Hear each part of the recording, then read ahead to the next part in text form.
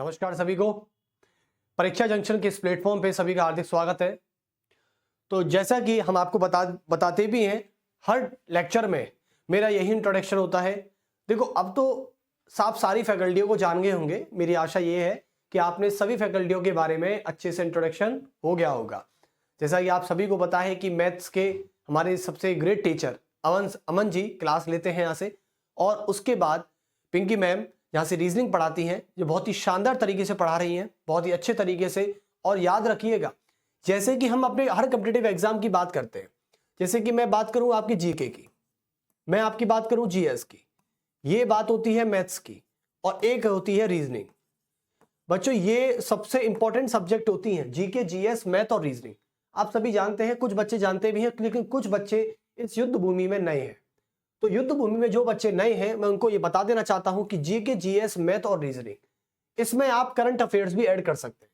Current affairs तो याद रखना कि ये हमारे कॉम्पिटिटिव एग्जाम में चारों सब्जेक्ट बहुत इंपॉर्टेंट होती है। और देखिए, यहां से आपको रीजनिंग पिंकी मैम पढ़ा रही है, मैथ आपके अमन जी पढ़ा रहे हैं, और जीके का पॉलिटी वाला पोर्शन हम ले रहे हैं। लेकिन जल्द ही आपको जीके का कंप्लीट पोर्शन भी मिलने वाला है, और वो मिलेगा परीक्षा जंक्शन संस्था पर। परीक्षा जंक्शन के यूट्यूब प्लेटफॉर्म पर आपको सभी लेक्चर अवेलेबल होने वाले हैं। 2 फरवरी से हम अपना RRB railway recruitment board NTPC का सिलेबस ला रहे हैं, लेक्चर ला रहे हैं। तो सभी एक बार जुड़ जाइए परीक्षा जंक्शन यूट्यूब चैनल से, और यूट्यूब ही नहीं बल्कि हर सोशल मीडिया प्लेटफॉर्म पर हमारे आप परीक्षा जंक्शन के नाम से सर्च कर सकते हैं। परीक्षा जंक्शन के नाम से सर्च कर सकते हैं, परीक्षा जेएन के नाम से सर्च करेंगे तो हमारा जो लोगो है, मेरी टी शर्ट के बैक में आप देख सकते हैं, ये लोगो आपको परीक्षा जेएन करके सर्च करने पर मिल जाएगा। तो यहां से आप रीजनिंग के लेक्चर, मैथ्स के लेक्चर, जीके जीएस के लेक्चर और करंट अफेयर्स के लेक्चर को अवेलेबल होते देख सकते हैं, और वहां से आप अपनी फ्री ऑफ कॉस्ट तरीके से क्लास ले सकते हैं। लेकिन कभी कभी क्या होता है कि कोई भी बच्चे को इंक्वायरी चाहिए होती है, तो इंक्वायरी के लिए 7272824365 नंबर क्या है हमारा, 7272824365। ये हमारा इंक्वायरी नंबर है परीक्षा जंक्शन का। आप यहां पर कॉल करके ये पता लगा सकते हैं कि कंटेंट क्या होगा, लेक्चर का टाइम टेबल क्या होगा, और भी आप 1000 तरीके की स्टूडेंट की क्वेरी होती हैं, उन क्वेरी को यहां पर आप रिजॉल्व कर सकते हैं। तो सबसे पहले परीक्षा जंक्शन के यूट्यूब चैनल को सब्सक्राइब कर दीजिए, क्योंकि यहां से हम 2 फरवरी का एक स्पेशल बैच ला रहे हैं आरआरबी के नाम से। चलिए तो स्टार्ट करते हैं हम अपने लेक्चर की तरफ। इंडियन पॉलिटी और इंडियन पॉलिटिकल साइंस में आज हम क्या पढ़ने वाले हैं, एक नया चैप्टर हमारे सामने आने वाला है, जो कि एक चैप्टर ही नहीं बल्कि एक हमारे दिमाग में ये कंफ्यूजन रहता है कि सर राज्य, यूटी, कंट्री को लेकर। तो मैं आपको एक बात बता देना चाहता हूं कि हमारे इंडिया की मैं बात करता हूं, मैं आपको ज्योग्राफी तो नहीं पढ़ा रहा, लेकिन मैं आपको इंडियन पॉलिटिकल साइंस पढ़ा रहा हूं। जब पॉलिटिकल साइंस पढ़ा रहा हूं तो इंडिया की डेफिनेशन क्या होती है? इंडिया की डेफिनेशन होती है कि जो भारत है वो राज्यों और प्लस केंद्र शासित क्षेत्रों से मिलकर बना होता है। केंद्र शासित क्षेत्रों से मिलकर बना होता है। तो मैं इतना कह सकता हूं कि आज हमारे इंडिया की मैं बात करूं तो राज्यों और केंद्र शासित क्षेत्रों से मिलकर बना जो भूभाग है वो भारत कहलाता है, जैसा कि हमारे भारत के संविधान के आर्टिकल 1 में कहा गया है। तो आज हमारा जो चैप्टर होगा वो होगा केंद्र शासित प्रदेश। क्या होगा? केंद्र शासित प्रदेश के बारे में हम पढ़ने वाले हैं, ये हमारे चैप्टर का नाम है। चलिए तो सभी डालेंगे केंद्र शासित प्रदेश।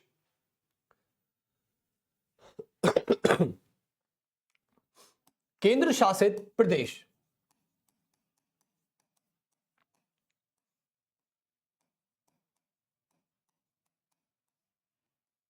तो केंद्र शासित प्रदेश के बारे में आज हम देखने वाले हैं कि सर केंद्र शासित प्रदेश क्या क्षेत्र, कौन सा क्षेत्र होता है, ऐसा इनको केंद्र शासित प्रदेश क्यों कहते हैं, इन पर कौन सी गवर्नमेंट अपना शासन करती है, किस प्रकार से इनको ऑपरेट किया जाता है, यहाँ पर कौन मुख्यमंत्री होता है, यहाँ पर कौन राज्यपाल होता है, उपराज्यपाल होता है, ये सारी बातें आज हम इस चैप्टर में डिस्कस करने वाले हैं।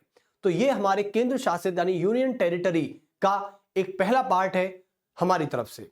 तो चलिए केंद्र शासित प्रदेश की मैं बात करता हूं तो सबसे पहले मैं आर्टिकल 1 को बता देता हूं कि आर्टिकल 1 क्या कहता है। आर्टिकल हमारा 1 ये कहता है, देखिए तो आर्टिकल 1 क्या कहता है, अनुच्छेद 1 की मैं बात करता हूं सबसे पहले, क्योंकि जब तक आप अनुच्छेद 1 को नहीं पढ़ेंगे तब तक आपकी समझ में बहुत ही कम आ सकता है, क्योंकि इतना कम आएगा कि आप समझ ही नहीं पाएंगे चैप्टर कहना क्या चाह रहा है। तो आर्टिकल 1, जैसे कि मैं अपने परीक्षा जंक्शन के यूट्यूब चैनल पर हमारा एक लेक्चर भी पढ़ा हुआ है, जो सबसे पहले मैंने इंडियन पॉलिटी स्टार्ट की थी, तो वहां से आर्टिकल 1 मैंने पढ़ाया था, और एक आर्टिकल को पढ़ाते वक्त आर्टिकल 2 पढ़ाया, आर्टिकल 3 पढ़ाया, आर्टिकल 4 पढ़ाया। यानी पहला चैप्टर मैंने जब पढ़ाया था तो उसमें मैंने आर्टिकल 1 को पूरी तरह एक्सप्लेन किया था, उसमें मैंने डॉक्टर BR अंबेडकर को भी कोट किया था। तो आज वही आर्टिकल 1 का थोड़ा सा रिवीजन कर लेते हैं। आर्टिकल 1 यह कहता है कि भारत अर्थात इंडिया, कि भारत अर्थात इंडिया, भारत अर्थात इंडिया राज्यों का संघ होगा, राज्यों का संघ होगा। यह बात कही गई है आर्टिकल 1 में कि भारत अर्थात इंडिया, यानी इंडिया अर्थात भारत राज्यों का संघ होगा, यानी राज्यों से मिलकर बना क्या है, भारत है। लेकिन किसी भी राज्य को भारत से अलग होने की अनुमति नहीं है, according to doctor BR Ambedkar. इस सेंटेंस का अर्थ केवल और केवल इतना है कि भारत जो है, यानी कई राज्यों का, आप ये कह सकते हैं कि कई राज्यों भारत की संघीय व्यवस्था के सदस्य हैं। कई राज्य भारत की संघीय व्यवस्था के सदस्य हैं, संघीय व्यवस्था के सदस्य हैं। यह सेंटेंस का मतलब होता है सदस्य। आप सभी को पता है कि हमारे भारत की मैं बात करता हूं, इंडिया की बात करता हूं, तो इसमें कई सारे राज्य आते हैं और कई सारे यूटी आते हैं। तो इसका मतलब यह है कि भारत अर्थात इंडिया राज्यों का संघ होगा। अब आर्टिकल 1 3 प्रकार के राज्यों के संघ की बात करता है। तो पहला प्रकार आपका सामने है, पहला है राज्यों का राज्य क्षेत्र, राज्यों का राज्य क्षेत्र, राज्यों का राज्य क्षेत्र।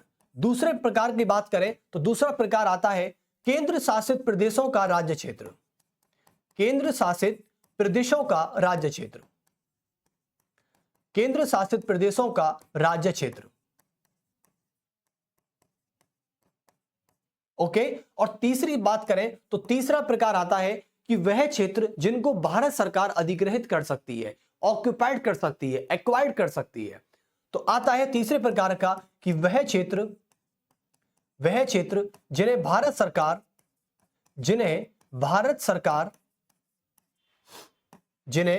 सरकार किसी भी समय अधिग्रहित कर सकती है। अधिग्रहित यानी एक्वायर्ड कर सकती है, इसको आप एक्वायर्ड भी लिख सकते हैं, एक्वायर्ड कर सकती है।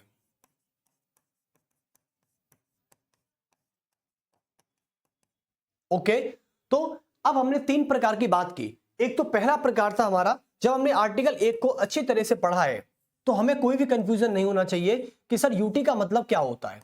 तो पहला प्रकार हमारा क्या था, पहला प्रकार हमारा है राज्यों का राज्य क्षेत्र, और दूसरा प्रकार है केंद्र शासित प्रदेशों का राज्य क्षेत्र, और तीसरा है कि वह क्षेत्र जिन्हें भारत सरकार किसी भी समय अधिकृत कर सकती है कोई किसी विदेशी क्षेत्र को। लेकिन अब तक भारत सरकार ने ऐसा नहीं किया है, समझे। तो चलिए तीसरे पॉइंट की मैं बात ही हटा देता हूं, लेकिन अब आते हैं राज्यों के राज्य क्षेत्र पे। तो राज्यों का राज्य क्षेत्र का मतलब होता है, जैसे राजस्थान की मैं बात करता हूं तो राजस्थान एक क्या है, राजस्थान हमारे भारत में एक पूर्ण राज्य का दर्जा प्राप्त है। राजस्थान के अलावा मैं उत्तर प्रदेश की बात करता हूं, उत्तर प्रदेश की बात करूं तो उत्तर प्रदेश राज्य का जो भी क्षेत्र है वो भारत का ही अंग है, भारत का ही सदस्य है। जैसे मैं यूपी की बात करूं लखनऊ की, तो लखनऊ किस में आता है, लखनऊ एक भारत का राज्य क्षेत्र है, यानी राज्य का राज्य क्षेत्र। राज्य क्या हो गया, उत्तर प्रदेश, और लखनऊ जो उत्तर प्रदेश में आता है, जो लखनऊ यूपी की राजधानी है, वो क्या है, लखनऊ का मतलब है कि वो यूपी का एक क्षेत्र है, अर्थात भारत का सदस्य है। तो कुल मिला के आर्टिकल 1 यह कहता है कि भारत अर्थात इंडिया राज्यों का संघ होगा।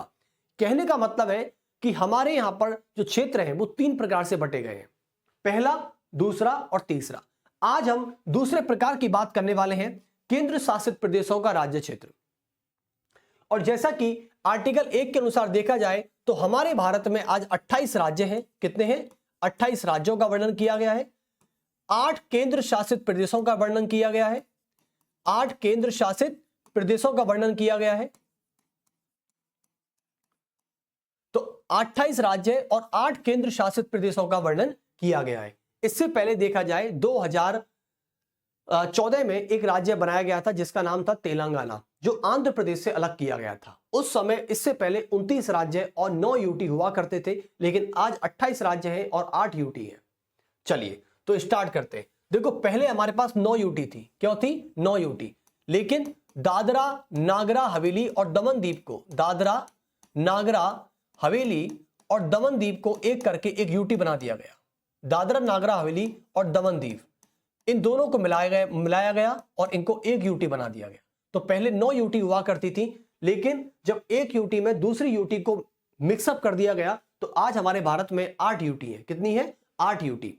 तो आज हम केंद्र शासित प्रदेशों के क्षेत्रों के बारे में पढ़ने वाले हैं और जो हमारे आर्टिकल 1 में केंद्र शासित प्रदेशों का राज्य क्षेत्र दिया गया है उसके बारे में आज डिस्कस करने वाले हैं। तो चैप्टर स्टार्ट हो चुका है। सभी वीडियो को पॉज करके यहां पर नोट्स मेकिंग भी कर सकते हैं। चलिए तो देखिए, केंद्र शासित प्रदेश वह प्रदेश होते हैं जिन पर केंद्र सरकार यानी भारत सरकार का पूरा पूरा नियंत्रण होता है। सबसे बड़ी बात तो यह है। तो सबसे पहले मैं केंद्र शासित प्रदेश की परिभाषा लिख देता हूं। तो सबसे पहले आते हैं कि केंद्र शासित प्रदेश होते क्या हैं सर? केंद्र शासित प्रदेश का मतलब होता है कि वह प्रदेश या वह क्षेत्र, वह प्रदेश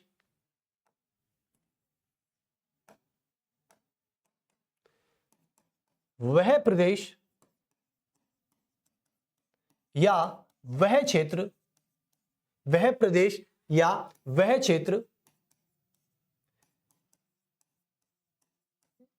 जिन्हें भारत सरकार द्वारा, जिन्हें भारत सरकार या केंद्र सरकार द्वारा, भारत सरकार या केंद्र सरकार द्वारा, केंद्र सरकार द्वारा संचालित किया जाता है, संचालित किया जाता है।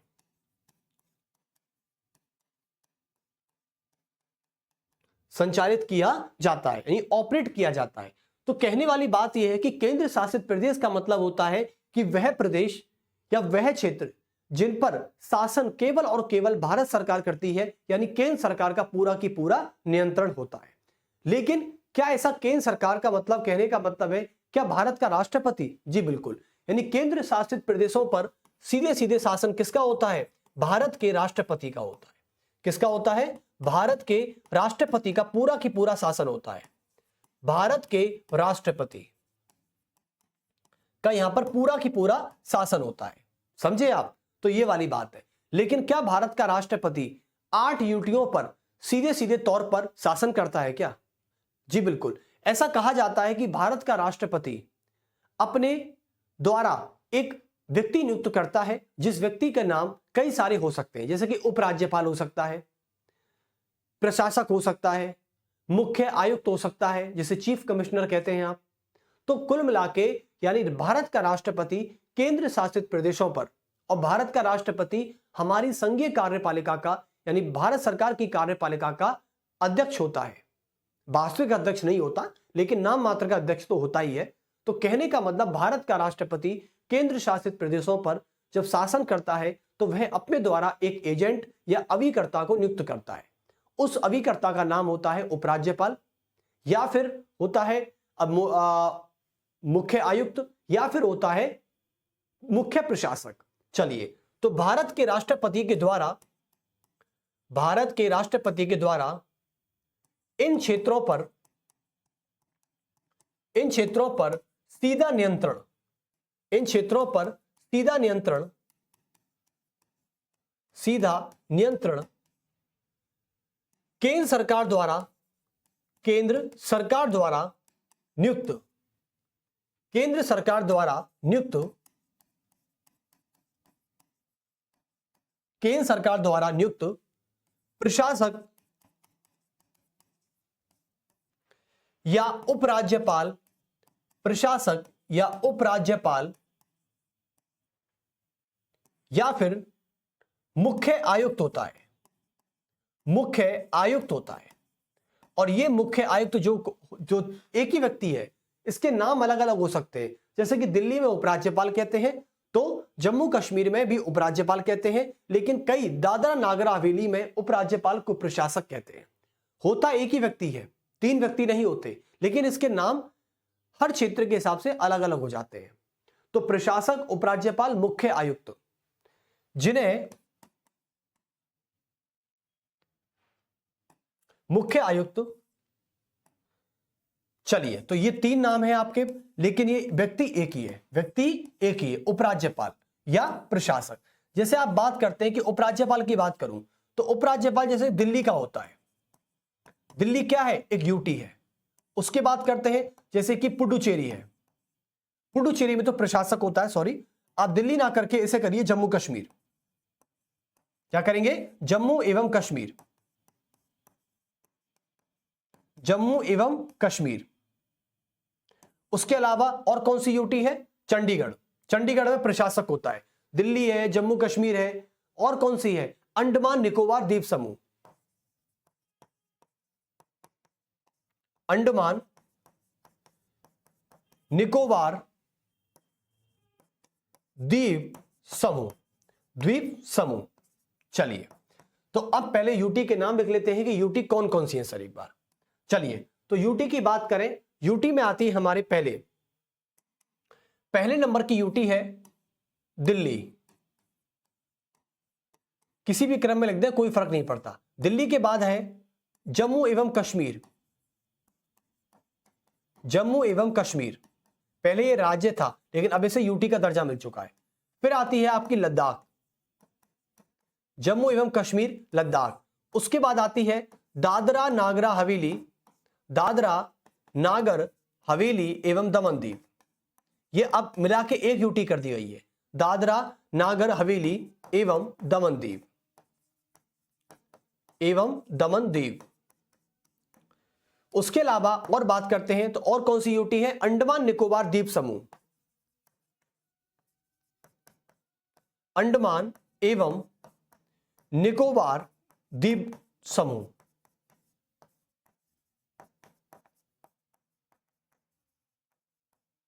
द्वीप समूह। उसके अलावा और की बात करें तो लक्षद्वीप। लक्षद्वीप। ओके, अब कितनी यूटी हुई देख लेते हैं एक बार। 1 2 3 4 5 6, अभी 6 यूटी है। और कौन है? एक है आपकी पुडुचेरी। एक है आपकी पुडुचेरी, तो इसको यहां लिख देते हैं। एक हुई आपकी पुडुचेरी, और पुडुचेरी के अलावा अब होती है कितनी? 7। लेकिन एक यूटी और है अभी, कौन सी है बताइए? दिल्ली हो गया, कश्मीर हो गया, लद्दाख हो गया, हवेली वाला, दमन दीव वाला हो गया, अंडमान हो गया, लक्षद्वीप हो गया, पुडुचेरी हो गया। एक है आपका चंडीगढ़। क्या है? चंडीगढ़। तो एक यूटी कौन सी हो गई? चंडीगढ़। ये हमारे पास आज 8 यूटी हैं, और 8 यूटियों में सीधे सीधे शासन केवल और केवल केंद्र सरकार करती है। लेकिन केंद्र सरकार ये किसके द्वारा करती है? केंद्र सरकार के द्वारा या भारत के राष्ट्रपति के द्वारा नियुक्त प्रशासक या उपराज्यपाल या मुख्य आयुक्त इन पर अपना शासन करते हैं। और केंद्र शासित प्रदेशों क्षेत्रों का कोई भी राज्यपाल नहीं होता। याद रखना, कभी भी आपसे क्वेश्चन पूछा जाए कि केंद्र शासित प्रदेशों का राज्यपाल कौन है, तो यकीनन मानिएगा कि पूछने वाला ही मूर्ख है, यानी पूछने वाला ही क्वेश्चन गलत पूछ रहा है। तो इसका मतलब यह है कि केंद्र शासित प्रदेशों का, आप अगले पेज पे लिख दें नोट लगा के भली, तो यहां पर लिख सकते हैं नोट लगा के कि केंद्र शासित प्रदेशों का, केंद्र शासित प्रदेशों का कोई भी राज्यपाल नहीं होता।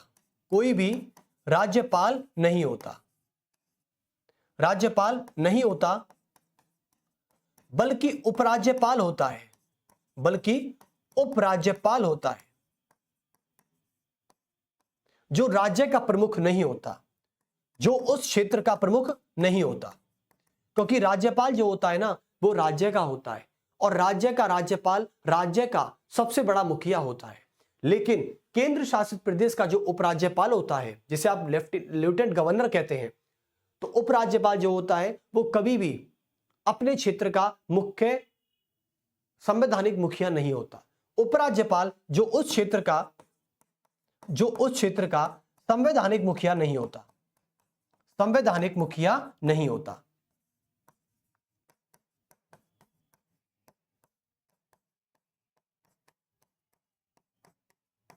संवैधानिक मुखिया कौन होता है? याद रखना कि यूटी का यानी यूटीज का जो संवैधानिक मुखिया होता है उसका नाम है राष्ट्रपति। क्या है? राष्ट्रपति। भारत के राष्ट्रपति को यूटी का संवैधानिक मुखिया कहा जाता है। कभी भी वहां पे यह मत कह देना कि जम्मू कश्मीर का जो उपराज्यपाल है वह जम्मू कश्मीर का संवैधानिक मुखिया है। नहीं, वहां का संवैधानिक मुखिया राष्ट्रपति होता है, और वहां का नहीं बल्कि सभी यूटियों का संवैधानिक मुखिया भारत का राष्ट्रपति होता है।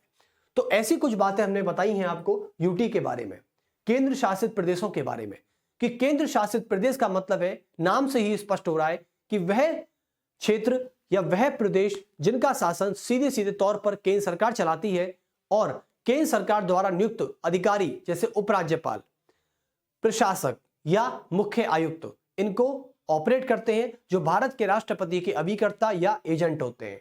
तो लिखेंगे मुख्य आयुक्त, जो आप कह सकते हैं जो भारत के राष्ट्रपति के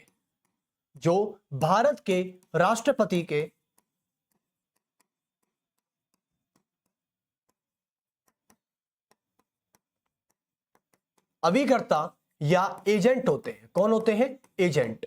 लेकिन याद रखना कि किसी भी राज्य का राज्यपाल राष्ट्रपति का एजेंट या अभिकर्ता नहीं होता, बल्कि वह केंद्र का प्रतिनिधि होता है। और किसी भी प्रतिनिधि में और एजेंट में फर्क होता है। एजेंट वहां नियुक्त किए जाते हैं जहां पर आपका शासन सीधे सीधे तौर पर काम करता है। लेकिन आपको पता है कि भारत का राष्ट्रपति राज्यों पर शासन नहीं करता। राज्यों पर शासन करने के लिए वहां की राज्य सरकार होती है, जैसे कि राजस्थान, यूपी, महाराष्ट्र, कर्नाटका, गुजरात, तमिलनाडु, केरला, उड़ीसा, पश्चिम बंगाल, आंध्रा, तेलंगाना और आपका त्रिपुरा, मिजोरम, असम, मणिपुर, मेघालय, ये है राज्य। समझे आप? एमपी, हिमाचल, उत्तराखंड, ये सारे हैं राज्य। यहां पर राज्यपाल काम करते हैं। लेकिन जो मैंने यूटी बताई थी वहां पर उपराज्यपाल काम करते हैं, जिनको क्या कहते हैं? मुख्य प्रशासक या मुख्य आयुक्त कहा जाता है। चलिए, और इनकी नियुक्ति कौन करता है? इनकी नियुक्ति केंद्र सरकार की सिफारिश पर भारत का राष्ट्रपति करता है।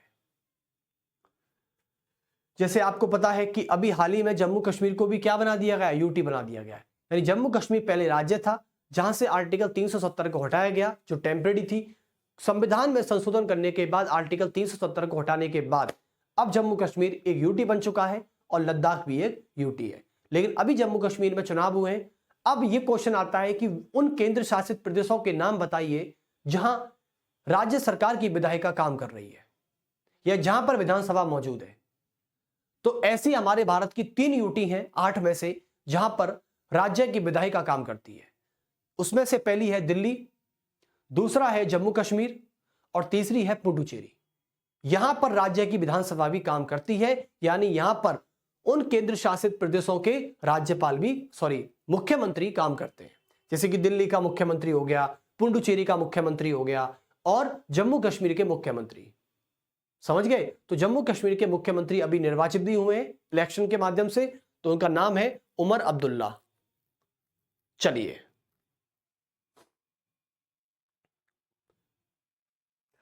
अब बात कर लेते हैं नेक्स्ट। जैसे कि थोड़ा सा हम केंद्र शासित प्रदेशों के बारे में, इतिहास के बारे में जान लेते हैं कि इनको कैसे कैसे बनाया गया था। तो देखिए, सभी टॉपिक डालेंगे केंद्र शासित प्रदेशों का, केंद्र शासित प्रदेशों का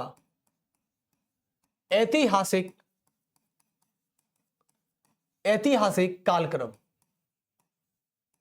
ऐतिहासिक कालक्रम यानी अंग्रेजों की सरकार से लेकर और आजादी तक, और आजादी के बाद तक कैसे कैसे इनका गठन किया गया, इसके बारे में हम जानने का प्रयास करेंगे आज।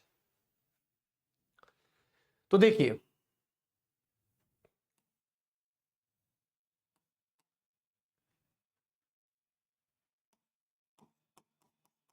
तो पहली बात करते हैं, जैसे कि मैं 1874 की बात करूं। 1874 में क्या था बच्चों कि अंग्रेजी सरकार काम कर रही थी हमारे भारत में।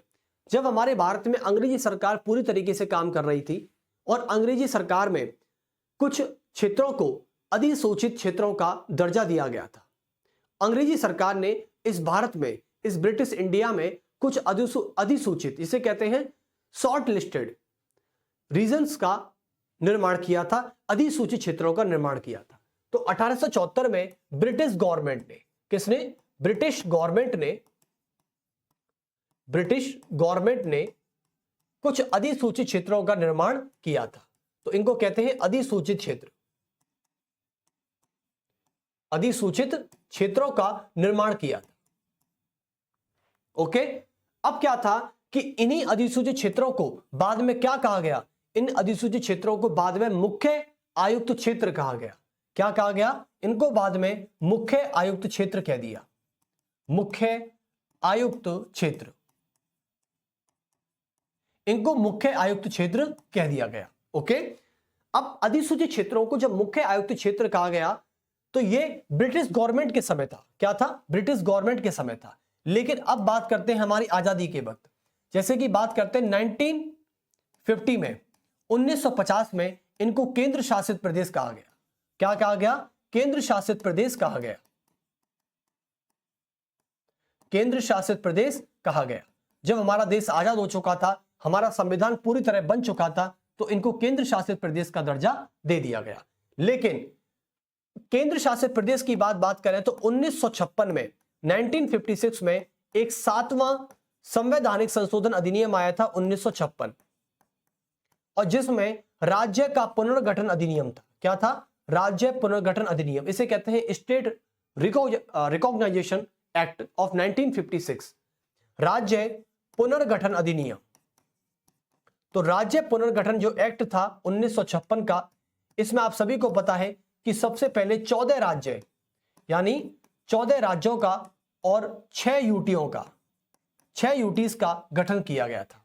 तो आपसे क्वेश्चन पूछा जाएगा एसएससी में कि राज्य पुनर्गठन अधिनियम 1956 के तहत कितने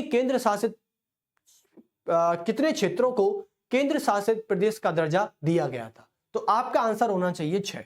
कितने? 6, और 14 राज्य बनाए गए थे। अब इतिहास यह कहता है कि राज्य पुनर्गठन अधिनियम के समय जिन क्षेत्रों को केंद्र शासित प्रदेश बनाया गया था, आज के समय में, यदि आज वर्तमान के समय की बात करूं तो वर्तमान समय में हमारी इंडियन पॉलिटी में आज उन्हें पूर्ण राज्य का दर्जा भी मिल चुका है, और जो कुछ समय पहले राज्य हुआ करते थे वो आज यूटी बन चुके हैं।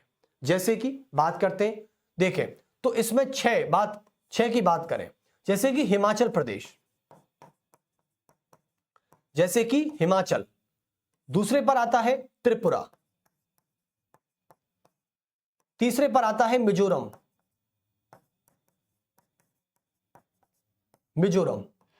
उसके बाद आता है आपका कौन सा? हिमाचल, त्रिपुरा, मिजोरम, और एक है आपका दिल्ली। पहले भी था, आज भी है दिल्ली। तो ये सारे यूटी बनाए गए थे। लेकिन आज बात करते हैं हिमाचल की। हिमाचल आज एक पूर्ण राज्य का दर्जा प्राप्त है। किसका है? पूर्ण राज्य का दर्जा प्राप्त है। जैसे ही त्रिपुरा की बात करें, त्रिपुरा भी एक पूर्ण राज्य का दर्जा प्राप्त है। मिजोरम भी पूर्ण राज्य का दर्जा प्राप्त है, लेकिन दिल्ली एक यूटी है। अब कई सारे चेंजेस थे, जैसे कि गोवा की बात कर लेते हैं। गोवा पहले राज्य हुआ करता था। गोवा को 1983 तक एक यूटी कहा जाता था, लेकिन आज गोवा एक पूर्ण राज्य का दर्जा प्राप्त है। तो यहां पे आप गोवा भी डाल सकते हैं। कई सारे राज्य ऐसे थे जो यूटी में कन्वर्ट हो गए, और कई सारी यूटी ऐसी थी जो राज्य में कन्वर्ट हो गई स्टेट रिकॉग्नाइजेशन एक्ट ऑफ 1956 के अकॉर्डिंग। समझे आप? यानी मैं किस तरीके से आपको बता रहा हूं कि भाई हमारी जब बात करते हैं कि 1874 में, 1874 की बात करें तो वहां पे भी अधिसूचित क्षेत्र थे, मुख्य आयुक्त क्षेत्र बने और मुख्य आयुक्त क्षेत्रों के बाद केंद्र शासित प्रदेश बने। उसके बाद फिर हमारे पास 1956 में एक 7th कॉन्स्टिट्यूशनल अमेंडमेंट आया और उस अमेंडमेंट से 6 यूटी बनी थी और 6 यूटी जो थी आज के समय में क्या है, पूर्ण राज्य का दर्जा प्राप्त है। पहले आपको पता है 1956 के तहत हिमाचल को एक यूटी बनाया गया था, लेकिन आज हिमाचल एक पूर्ण राज्य का दर्जा प्राप्त है जो उत्तराखंड के नॉर्थ में है। उत्तराखंड से अपना बॉर्डर लगाता है साउथ की तरफ जो कि ठंडे इलाके हैं। यहाँ से ज्योग्राफिकल कंडीशन देखें तो आज ये कोल्ड इलाके हैं, यानी हिमालय पर्वत की जो शिवालिक श्रृंखला है वो हिमाचल, उत्तराखंड इनसे टच होकर निकलती है। हिमालय पर्वत आपने हिमालय पर्वत देखना है तो हिमालय पर्वत की शिवालिक श्रृंखला आपको देखनी है तो आप जा सकते हैं उत्तराखंड के मसूरी में। और मसूरी में एक जगह है जहां पर टॉप लेवल पर आप जाते हैं तो वहां से आपको हिमालय पूरा दिख जाता है, मतलब पूरा तो नहीं दिखेगा लेकिन हिमालय की शिवालिक दिख जाएगी आपको। मतलब हिमालय पर्वत ऐसा नहीं है कि एक पर्वत है जो खड़ा हुआ है, नहीं, हिमालय पर्वत पूरा फैला हुआ है, विस्तार में है, तो उसकी एक शिवालिक आपको दिख जाती है वहां से।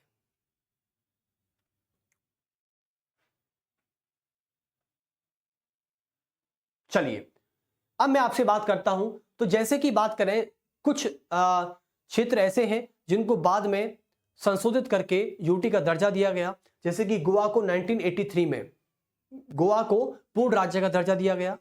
चलिए अब आप सभी को पता है कि आजादी के समय हमारे पास एक कार्यक्रम चल रहा था। जैसे आजादी की बात करें तो बात करते हैं गोवा की, कि गोवा एवं दमनदीव, गोवा एवं दमनदीव, जो गोवा एवं दमनदीव है इस पर पुर्तगीज का शासन था। किसका शासन था? पुर्तगीज का शासन था, पुर्तगालियों का शासन था। और पुर्तगालियों का शासन यहां से 1961 में विजय ऑपरेशन के माध्यम से पंडित जवाहरलाल नेहरू ने गोवा और दमनदीव को पुर्तगालियों से खाली करवाया और गोवा को यूटी का दर्जा दिया गया था और दमनदीव को भी यूटी का दर्जा दे दिया गया था। लेकिन 1987 और 83 में गोवा को पूर्ण राज्य का दर्जा दे दिया गया और दमनदीव को यूटी ही बने रहने दिया गया। तो पुर्तगाली हो गए। उसके अलावा बात करते हैं नेक्स्ट, जैसे कि पुडुचेरी की बात करें। आज पुडुचेरी क्या है? एक यूटी है, लेकिन यह फ्रांसीसियों के कब्जे में रहा था। किसके कब्जे में? फ्रांसीसी ईस्ट इंडिया कंपनी के कब्जे में।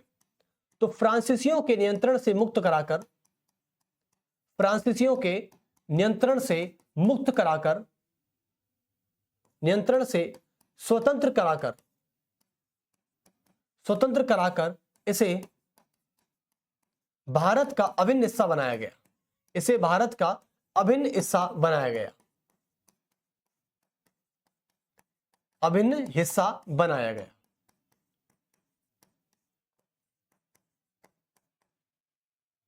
ओके, चलिए, तो इसे भारत का अभिन्न हिस्सा बना दिया गया। पुडुचेरी हो गया, गोवा और दमनदीव हो गया आपका, ये पुर्तगालियों पे था, जबकि पुडुचेरी फ्रांसीसियों पर था। और आपको पता है जब आप इतिहास पढ़ते हैं तो इतिहास में बताया जाता है कि फ्रांसीसी ईस्ट इंडिया कंपनी के व्यक्ति फ्रैंको मार्टिन के द्वारा पुडुचेरी नगर का विकास कब किया गया था? यानी फ्रांसीसियों ने पुडुचेरी को कब कब्जे में किया था? 1673 ईस्वी में। कब किया था? 1673 ईस्वी में फ्रैंको मार्टिन के द्वारा पुडुचेरी नगर का विकास किया गया था फ्रांसीसियों के द्वारा।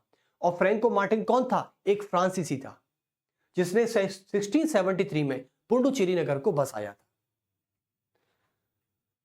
और कई बताते हैं सैंथोम की बस्ती भी थी। सैंथोम की बस्ती एक्चुअली में पुडुचेरी में ही आती है। तो चलिए बात करते हैं आगे। अब आते हैं केंद्र शासित प्रदेशों के संवैधानिक प्रावधान की तरफ।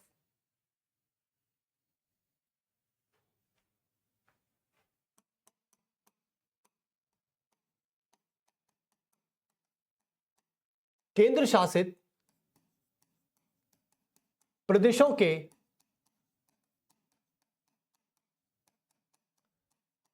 संवैधानिक प्रावधान। अब केंद्र शासित प्रदेशों का संवैधानिक प्रावधान क्या हो सकता है? यानी हमारे संविधान में केंद्र शासित प्रदेशों को लेकर क्या क्या बात कही गई है और किस प्रकार से कही गई है, आज उनका हम एक बार देख लेते हैं। देखो, हमारे संविधान के भाग 8 में, किसमें? संविधान के भाग 8 में ऐसा कहा गया है,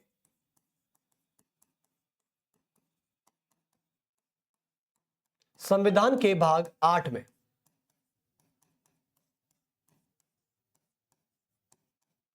अनुच्छेद 239 टू 241 यानी 239 से लेकर 241 संविधान के भाग 8 में केंद्र शासित प्रदेशों के क्षेत्रों के नियमन और उनके प्रबंधन का उल्लेख किया गया है। तो लिख सकते हैं कि अनुच्छेद 239 और 241 तक केंद्र शासित प्रदेशों के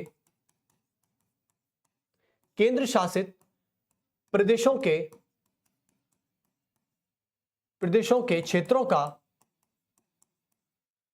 का नियमन एवं प्रबंधन का उल्लेख किया गया है,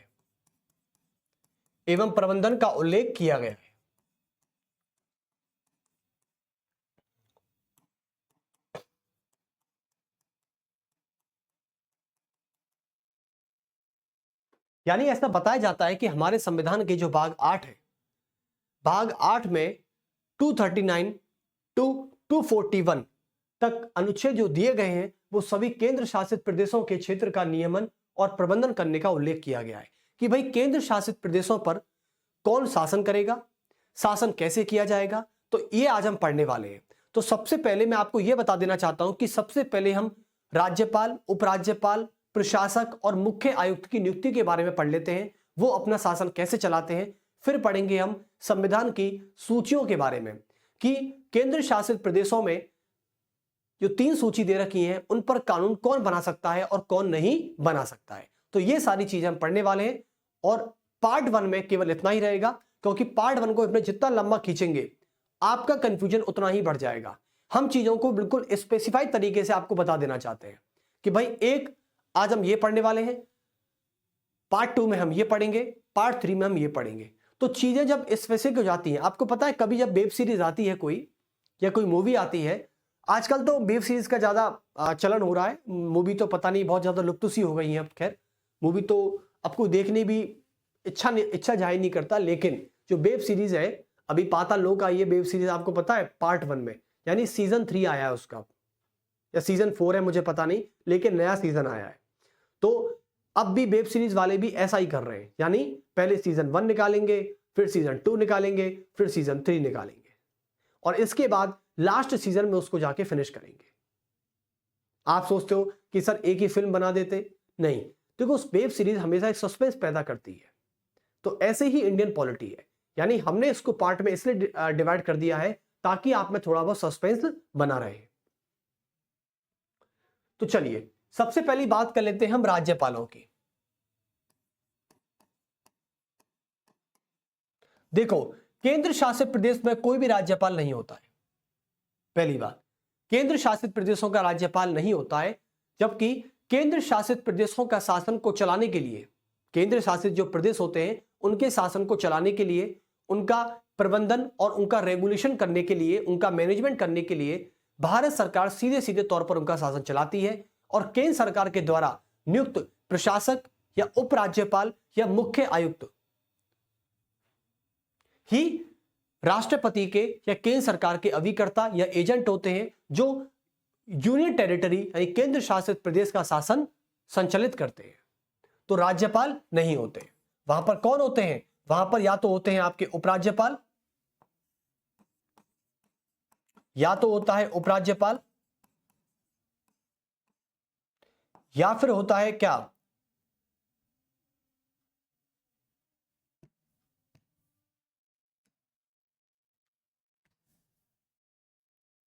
या फिर होता है मुख्य आयुक्त,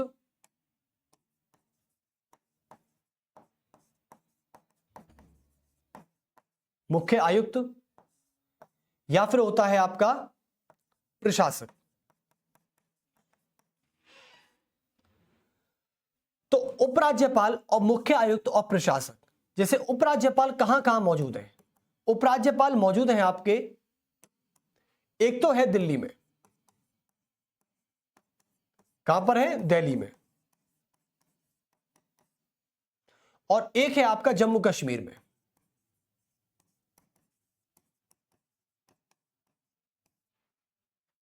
और एक है आपका उपराज्यपाल, कहां पढ़ेंगे? उपराज्यपाल दिल्ली है, जम्मू कश्मीर है, पुडुचेरी में प्रशासक है, दादरा नागर हवेली में उपराज्यपाल है शायद। हाँ, तो दादरा नागर हवेली और दमन दीव, दादरा नागर हवेली एवं दमन द्वीप, यहां पर काम करते हैं उपराज्यपाल। मुख्य आयुक्त का नाम बहुत कम है, आप प्रशासक पर आइए। प्रशासक की बात करें तो इसमें कौन आता है? लद्दाख, इसमें आता है पुडुचेरी, नहीं पुडुचेरी उपराज्यपाल में आएगा, सॉरी, यहां पर आएगा चंडीगढ़, चंडीगढ़, लद्दाख है, चंडीगढ़ है और लक्षद्वीप है, लक्षद्वीप है और अंडमान निकोबार द्वीप समूह है, अंडमान निकोबार द्वीप समूह है। ओके, यहां पर काम करते हैं प्रशासक। और आप सभी के नाम देख सकते हैं कि दिल्ली के उपराज्यपाल सक्सेना साहब हैं और जम्मू कश्मीर के उपराज्यपाल दादरा नगर हवेली के, ये या तो आप गूगल पे डालकर देख सकते हैं क्योंकि ये फैक्ट है। आप जैसे आपको कभी पता है कि कभी कभी राज्यपाल और उपराज्यपालों की नियुक्ति होती है, तो वहां पर ये करंट का क्वेश्चन बन जाता है कि अभी हाल ही में यूटी में किस नए राज्यपाल की नियुक्ति हुई है, तो ये भी करंट का क्वेश्चन बन जाता है। ओके, तो बात करते हैं। और 2019 में आपको पता है जम्मू कश्मीर पहले यूटी नहीं था और लद्दाख भी नहीं था। जम्मू कश्मीर एवं लद्दाख की एक ही विधानसभा हुआ करती थी, जो कि पूर्णतः विधानसभा के रूप में काम करती थी, जो कि एक राज्य का दर्जा था। लेकिन आज जम्मू कश्मीर यूटी है, लेकिन वहां पर भी विधानसभा मौजूद है।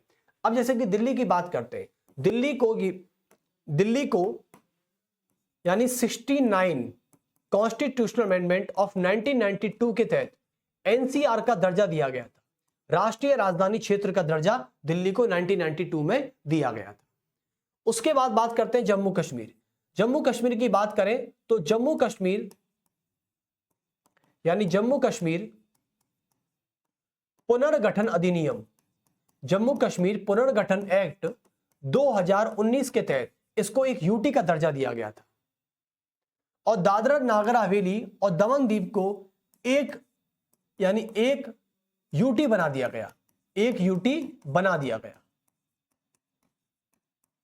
और बात करते हैं लद्दाख की बात करें तो लद्दाख को भी जम्मू कश्मीर यानी जे एंड के रिकॉग्नाइजेशन एक्ट ऑफ 2019 के तहत इसको एक यूटी बना दिया गया। चंडीगढ़ भी यूटी है। लक्षद्वीप की बात करें तो लक्षद्वीप को 1973 से पहले यानी 1973 से पहले इसको किस नाम से जाना जाता था? इसको जाना जाता था लक्काद्वीप,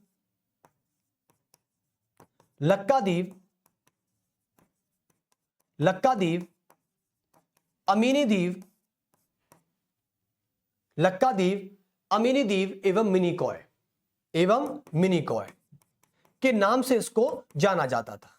बस इतनी सी बात याद रखना कि 1973 से पहले इसको लक्काद्वीप, अमीनी द्वीप और मिनीकॉय के नाम से जाना जाता था। और अंडमान निकोबार द्वीप समूह तो आप जानते ही हैं, अंडमान अलग है और निकोबार अलग है। अच्छा, अंडमान की कैपिटल का नाम क्या है? अंडमान की कैपिटल का नाम है पोर्ट ब्लेयर। क्या है? पोर्ट ब्लेयर, जिसका नाम बदलकर क्या कर दिया गया है?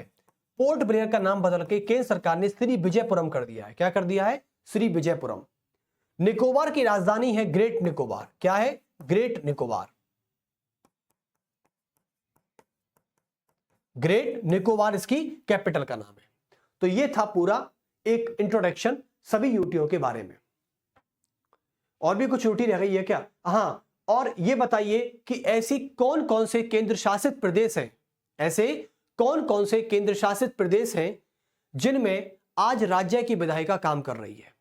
देखो, पहली है दिल्ली, जहां पर आज विधानसभा मौजूद है, लेजिस्लेटिव असेंबली मौजूद है और अभी दिल्ली में चुनाव चल रहे हैं। किसके? विधानसभा के। तो दिल्ली में विधानसभा के चुनाव 5 फरवरी को वोटिंग है और 8 फरवरी को रिजल्ट आ जाएगा। तो दिल्ली में अभी जिस विधानसभा के चुनाव चल रहे हैं, दिल्ली एक ऐसा केंद्र शासित प्रदेश भी है जहां पर विधानसभा काम कर रही है। अब बात करते हैं जम्मू कश्मीर में। अभी हाल ही में विधानसभा के चुनाव हुए हैं जिसमें उमर अब्दुल्ला ने मुख्यमंत्री पद की शपथ ले ली है।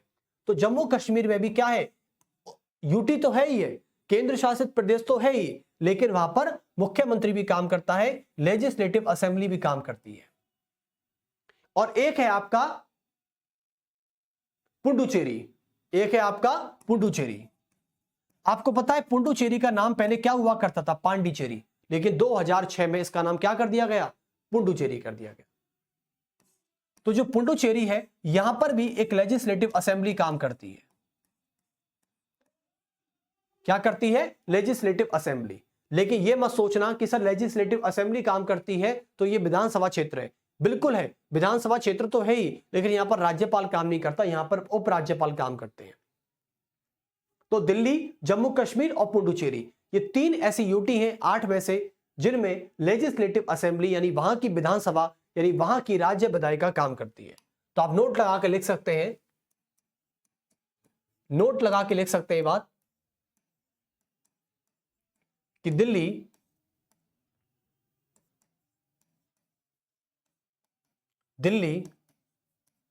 जम्मू कश्मीर और पुडुचेरी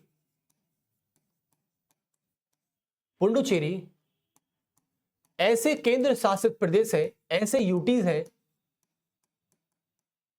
जहां स्वयं की राज्य विधायिका भी कार्य करती है, जहां स्वयं की राज्य विधायिका यानी स्टेट लेजिस्लेचर, जहां स्वयं की राज्य विधायिका कार्य करती है।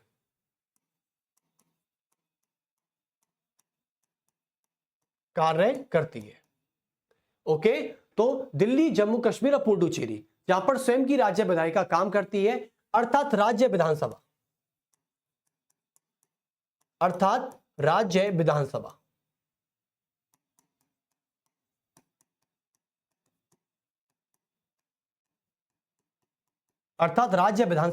यहां पर काम कर रही है। चलिए बहुत अच्छे, तो अब आपको बात समझ में आ चुकी है। अभी दिल्ली में चुनाव चल ही रहे हैं, जम्मू कश्मीर में चुनाव हो चुके हैं और पुडुचेरी में कई साल पहले चुनाव हुए थे। तो चलिए आगे चलते हैं। अब देखो, आपको यह लग रहा होगा सर कि मान लीजिए एक यूटी है, ये यहां पर यूटी है, ठीक है, यूटी है।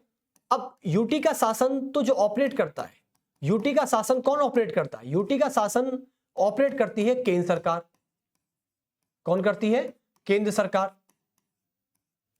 तो सर जब यूटी का शासन को ऑपरेट करने वाली कौन है, केंद्र सरकार है, सीधी सी बात है।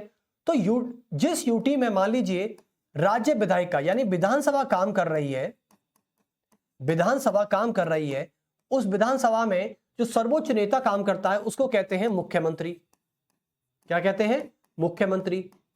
तो सर यहां पर मुख्यमंत्री है और यहां पर केंद्र सरकार में 2 व्यक्ति काम कर रहे हैं, जिसे आप कहते हैं राष्ट्रपति और एक है प्रधानमंत्री। तो सर ये बताइए कि चलिए मान लीजिए कि जिन यूटी में विधानसभा नहीं है वहां तो सीधे सीधे शासन केंद्र सरकार करेगी, यानी राष्ट्रपति और प्रधानमंत्री करेंगे। ओके, जहां पर विधानसभा नहीं है तो वहां तो किसी बात का मामला ही नहीं है, क्योंकि जब ये ऑप्शन नहीं होगा तो शासन तो करेंगे यही लोग करेंगे, यही राष्ट्रपति प्रधानमंत्री करेंगे। लेकिन जिन यूटियों में विधानसभा भी है और जहां पर मुख्यमंत्री भी है, और यूटी का होने का मतलब यह भी है कि वहां का शासन केंद्र सरकार भी संभालेगी और वहां का शासन राज्य सरकार भी संभालेगी, यूटी गवर्नमेंट संभालेगी। तो आपको क्या लगता है कि कभी मुख्यमंत्री में और प्रधानमंत्री में क्या कभी टकराव नहीं होते? मुख्यमंत्री कहता है कि मैं मुख्यमंत्री हूं दिल्ली का, मैं करूंगा काम, और प्रधानमंत्री कहता है कि यूटी का मतलब होता है कि केंद्र सरकार ही शासन चलाएगी। अब आपको क्या लगता है कि मुख्यमंत्री और प्रधानमंत्री के बीच में क्या कभी टकराव नहीं होता? और ऐसी कौन कौन सी यूटी है? जैसे ऐसी यूटी है हमारे पास, एक तो है दिल्ली, एक तो है दिल्ली, एक है आपका J&K और एक है आपका पौंडुचेरी। क्या है? पौंडुचेरी। तो ये ऐसी यूटी है जहां पर मुख्यमंत्री भी काम कर रहा है और प्रधानमंत्री और राष्ट्रपति का शासन भी काम कर रहा है। तो क्या दोनों के बीच में कभी भी कॉन्फ्लिक्ट हो सकती है? देखो, हमारे संविधान में इस चीज को लेकर एक प्रावधान किया गया है। आप सभी को पता है कि संविधान की 7वीं अनुसूची में, संविधान की 7वीं अनुसूची में 3 शक्तियां दी गई हैं। पहली है संघ सूची, दूसरी है राज्य सूची और तीसरी है समवर्ती सूची। क्या है? समवर्ती सूची। तो जब मैं बात करता हूं राज्य की, मान लो कोई स्टेट है, तो स्टेट के मामले में राज्य सूची में आने वाले सभी विषयों पर राज्य सरकार कानून बना सकती है। लेकिन बात करते हैं यूटी की, तो याद रखना बच्चों कि जो भी क्षेत्र केंद्र शासित प्रदेश का दर्जा प्राप्त है, वहां पर केंद्र सरकार ही संघ सूची, राज्य सूची और समवर्ती सूची से संबंधित कानून बना सकती है। यह अधिकार केवल और केवल केंद्र सरकार का होता है। किसका होता है? केंद्र सरकार का होता है। यानी संघ सूची और राज्य सूची में आने वाले सभी विषयों पर कानून बनाने का अधिकार किसका होता है? केवल और केवल केंद्र सरकार का होता है। समवर्ती सूची क्रॉस कर देना इसमें से, कि संघ सूची जो कि पूरे भारत के लिए होती है और राज्य सूची जो कि किसी विशेष क्षेत्र के लिए होती है। तो याद रखना, जो क्षेत्र, जो टेरिटरी यूनियन टेरिटरी है, उसके लिए राज्य सूची में आने वाले सभी विषयों पर कानून बनाने का अधिकार केंद्र सरकार का हो सकता है और केंद्र सरकार का ही होता है। लेकिन एक बात याद रखना कि यूटी है और वहां पर मान लो विधानसभा मौजूद है, तो उसकी समवर्ती सूची में आने वाले सभी विषयों पर कानून बनाने का अधिकार राज्य सरकार का भी होगा। लेकिन समवर्ती सूची में केंद्र और राज्य दोनों काम करते हैं। क्या काम करते हैं? केंद्र प्लस राज्य। तो समवर्ती सूची का मान लो कोई विषय है, उस पर मुख्यमंत्री चाहता है उस यूटी का, जहां पर विधानसभा मौजूद है, कि मुझे कानून बनाना है, तो वो केंद्र सरकार की सहमति के साथ ही बनेगा। लेकिन मुख्यमंत्री चाहता है कि मैं राज्य सूची में आने वाले विषय पर कानून बना दूं यूटी के लिए, अपने यूटी के लिए, तो वो नहीं बना सकता, क्योंकि राज्य सूची में आने वाले विषयों पर यदि यूटी है तो उस पर केंद्र सरकार ही कानून बनाएगी। ये फिक्स कर लो। तो आप इस बात को लिख सकते हैं, ये फैक्चुअल डेटा के रूप में है, कॉन्सेप्चुअल डेटा है आपका, ये आपका कॉन्सेप्चुअल डेटा है। तो कॉन्सेप्चुअल डेटा के रूप में आप ये बात लिख सकते हैं। और कैसे लिख सकते हैं? आप लिख दीजिए इसमें कि यदि कोई क्षेत्र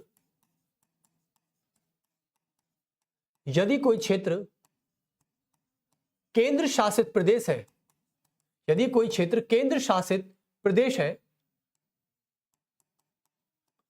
और वहां विधानसभा कार्यरत है और वहां विधानसभा मौजूद है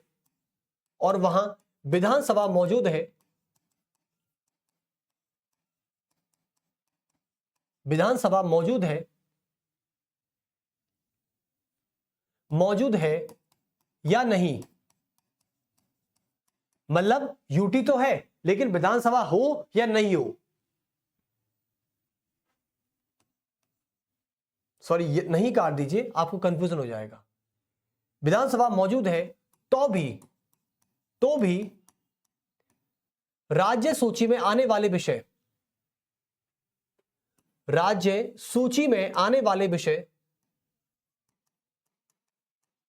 राज्य सूची में आने वाले विषयों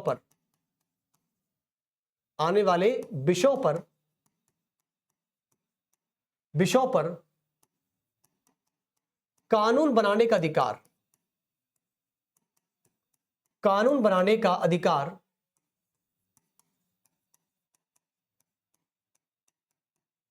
केवल केंद्र सरकार का होता है, केवल केंद्र सरकार का होता है, केंद्र सरकार का होता है। जैसे आपको एग्जांपल दूं तो आप लिख सकते हैं कि किसी भी यूटी की विधानसभा की सरकार समवर्ती सूची पर ही कानून बना सकती है। तो आप लिख सकते हैं कि किसी भी केंद्र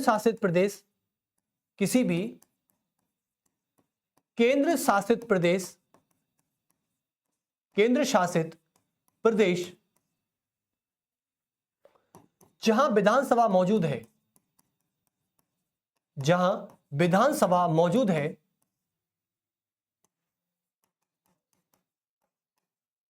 जहां विधानसभा मौजूद है वहां, जहां विधानसभा मौजूद है वहां समवर्ती सूची में आने वाले विषयों पर, समवर्ती सूची में आने वाले विषयों पर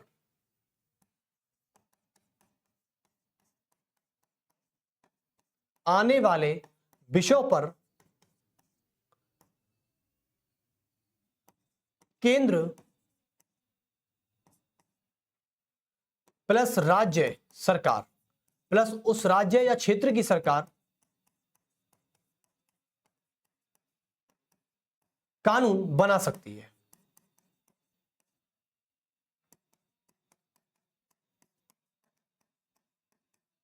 आप बस इतना याद रखें कि जैसे मान लो ये कोई स्टेट है हमारे पास, क्या है? स्टेट। देखिए मान लीजिए ये कोई स्टेट है, ये है आपका स्टेट, कंप्लीट स्टेट है। ओके, तो यहां पर बच्चों देखो, अब यहां पर स्टेट गवर्नमेंट काम कर रही है, ये स्टेट है तो स्टेट गवर्नमेंट है। ओके, अब इसके लिए एक राज्य सूची दी गई है संविधान की 7वीं अनुसूची में, जो 3 सूची है उनमें से राज्य सूची ये कहती है कि यदि कोई क्षेत्र पूर्ण राज्य का दर्जा प्राप्त है और उस पूर्ण राज्य का दर्जा प्राप्त है और वहां पर राज्य सरकार काम कर रही है, तो राज्य सरकार राज्य सूची में आने वाले विषयों पर कानून बनाने का पूरा की पूरा अधिकार रखती है, पूरा की पूरा अधिकार रखती है, यदि वो राज्य है तो। लेकिन मान लीजिए यदि वो यूटी है, यदि वो यूटी है और उस यूटी में मान लो विधानसभा है, क्या है? विधानसभा। तो विधानसभा कहने का मतलब है कि वहां पर सीएम होगा, वहां पर क्या होगा? सीएम। तो अब यूटी के लिए जो राज्य सूची होती है वो किसी भी काम की नहीं होती, लेकिन जबकि स्टेट गवर्नमेंट में विधानसभा भी थी, यहां पर विधानसभा भी होती है, हर राज्य की विधानसभा होती है, यहां पर विधानसभा भी है, तो यहां पर मुख्यमंत्री भी है। लेकिन इस राज्य होने के नाते मुख्यमंत्री का पूरा हक है कि वो राज्य सूची में आने वाले विषयों पर कानून बना सकता है। लेकिन यूटी होने के नाते यहां पर सीएम भी रहता है, यूटी होने के नाते उस यूटी का मुख्यमंत्री राज्य सूची के आने वाले विषयों पर कानून नहीं बना सकता है। दोनों में फर्क होता है, समझे ना? बहुत अच्छे। लेकिन अब बस इतना ही फर्क होता है स्टेट और यूटी में। यहां पर राज्य सूची में आने वाले विषयों पर, जैसे कि बात करते हैं एग्जांपल दिल्ली की, आपको पता है कि दिल्ली पुलिस जो होती है, दिल्ली पुलिस की बात करें, देखो पुलिस एक राज्य सूची का विषय है। किसका विषय है? राज्य सूची का विषय है। पुलिस क्या है? राज्य सूची का विषय आता है। आपको पता है कि हर स्टेट की पुलिस, हर स्टेट की पुलिस वहां के राज्य सरकार की होती है, वहां की स्टेट गवर्नमेंट की होती है। लेकिन दिल्ली की पुलिस केंद्र सरकार की है, यहां के मुख्यमंत्री की नहीं है। क्यों नहीं है? क्योंकि पुलिस एक स्टेट लिस्ट का विषय है और दिल्ली क्या है? एक यूटी। तो दिल्ली यूटी है, तो इसलिए राज्य सूची में आने वाले विषयों पर भी केंद्र सरकार कानून बना सकती है। इसलिए पुलिस का जो यहां पर कंट्रोल होता है वो केंद्र सरकार का होता है। और दिल्ली पुलिस में किसी भी व्यक्ति के जब अपॉइंटमेंट होता है तो वो केंद्र सरकार के द्वारा अपॉइंट होता है, ना कि यूटी गवर्नमेंट के द्वारा। और आपको बता दूं कि यूटी गवर्नमेंट के मुख्यमंत्रियों को शपथ कौन दिलाता है, इसका आंसर मुझे आप फटाफट से कमेंट बॉक्स में बताइएगा कि यूटी के मुख्यमंत्री जब शपथ लेते हैं, चाहे पुडुचेरी का हो, चाहे कश्मीर का हो, चाहे कहीं का हो, जब मुख्यमंत्री शपथ देते हैं तो इनकी शपथ कौन दिलवाता है? उपराज्यपाल या राष्ट्रपति? मुझे इसका जवाब आप दीजिएगा। तो चलिए, यानी ये था आपका आज का पार्ट, जिसमें हमने यूटी के बारे में देखा, संवैधानिक प्रावधान के बारे में देखा। अब कल जब हम नेक्स्ट पार्ट कराएंगे आपको यूटी के बारे में, तो और भी ज्यादा डिस्क्रिप्शन से पढ़ेंगे और सलीके से इस चैप्टर को पूरा करेंगे। पार्ट 2 के अंदर ये चैप्टर पूरा हो जाएगा, समझे? बस इतना याद रखना कि संविधान के भाग 8 में 239 से लेकर 249 तक इसका वर्णन दिया गया है। चलिए, तो ये पूरा समझ में आ गया आपको? Very good. यानी अच्छा लगा केंद्र शासित प्रदेशों के बारे में जानने का। देखो बच्चों, यदि आपको क्वेश्चन में फंसाया जाएगा तो वो यहीं फंसाया जा सकता है, क्योंकि स्टेट के बारे में तो आप पढ़ लेते हैं राज्य सरकार में, जो मैं पढ़ा देता हूं आपको। अभी पढ़ाया नहीं है लेकिन अभी आने वाले हैं उस चैप्टर पे भी। अब आपने सेंट्रल गवर्नमेंट पढ़ लिया, आपने यूटी गवर्नमेंट पढ़ लिया, यानी पार्ट 2 के अंदर आप पूरा पढ़ लेंगे। अब बचा आपका स्टेट गवर्नमेंट, ये भी हम जल्द ही करा देंगे अपने परीक्षा जंक्शन के यूट्यूब चैनल पर। तो आप सभी तैयार रहिएगा, लेक्चर्स अपलोड हो रहे हैं लगातार, और आप अपनी तैयारी को बरकरार रखिए और तैयारी के साथ अपने स्मार्ट वर्क और हार्ड वर्क को भी जारी रखें। चलिए, और लेक्चर लेते रहें और एंजॉय के साथ लेक्चर को कंप्लीट करते रहें और रिवीजन लगातार जारी रहे आपका। फिर मिलते हैं आपसे नेक्स्ट पार्ट में। अभी के लिए हम समाप्त करते हैं, इस पार्ट 1 को यहीं रोक देते हैं और पार्ट 2 की तरफ हम कंटिन्यू आगे की तरफ होंगे। चलिए, तो सभी को मेरा बहुत बहुत नमस्कार, धन्यवाद।